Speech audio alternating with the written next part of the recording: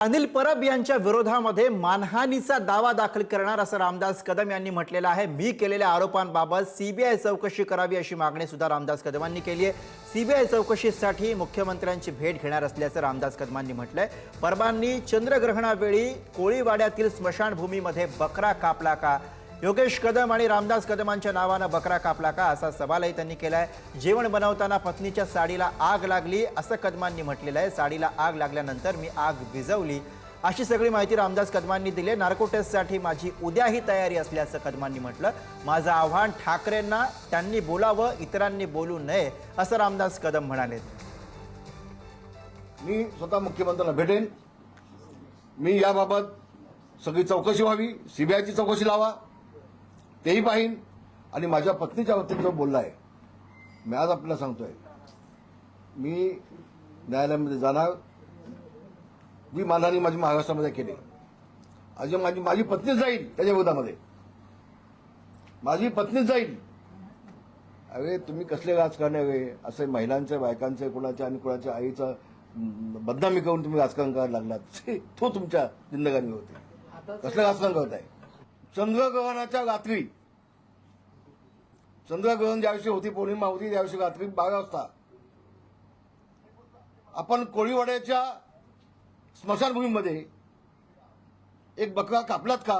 कारण आपल्यासारखाच कोणती माणसं होता असं त्यांचं म्हणणं आहे बघण्याचं।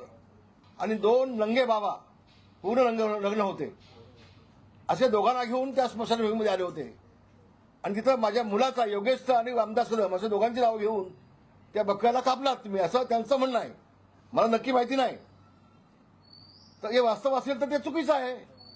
आपण शिकली व्यक्ती आहोत, हे आगळी कृत्य आपल्याकडनं होता कामा नये असं मला वाटतंय। की पैसे मिळवण्यासाठी आणि गरिबांना वाटण्यासाठी त्या डॉक्टरांच्या मध्ये देखील अनिल परब करणार आहेत का दावा?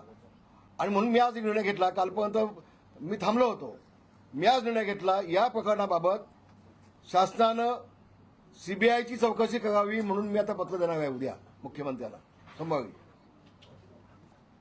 बाळासाहेबांच्या बाबतीमध्ये 2 दिवस त्यांची बॉडी ठेवली होती का, याबाबत मी स्वतः माननीय मुख्यमंत्र्यांना भेटून याची सीबीआय चौकशी लावा अशी मागणी मी लेखी आता करणार आहे। म्हणजे दूध का दूध, पाणी का पाणी होऊन जाईल। उद्याही माझी तयारी आहे। आणि जर त्यातनं सिद्ध झालं नाही तर तुम्हाला काय सजा द्यायची ते पण सांगा, माझी तयारी आहे बिलकुल। त्यावेळेला माझी पत्नी 2 स्टोव्ह होते, स्टोव्हवरती जेवण बनवत होती खेळला। स्टोव्हचा खालची जे साडी असते त्या साडीला आग लागली पहिल्यांदा आणि मग फडका उडाला आणि त्यावेळेला मी वाचवलं माझ्या पत्नीला। हे हात अजून आहे साक्षीदार, हे जळलेलं माझ्या हात आहे। माझ्या पत्नीला मी वाचवले। 6 महिने माझी पत्नी जसलोकमध्ये होती, 6 महिने मी ऍडमिट होतो तिथे, मी थांबलो होतो बाजूच्या कॉटमध्ये रूम घेऊन। तू आम्हाला काय सांगतोस रे?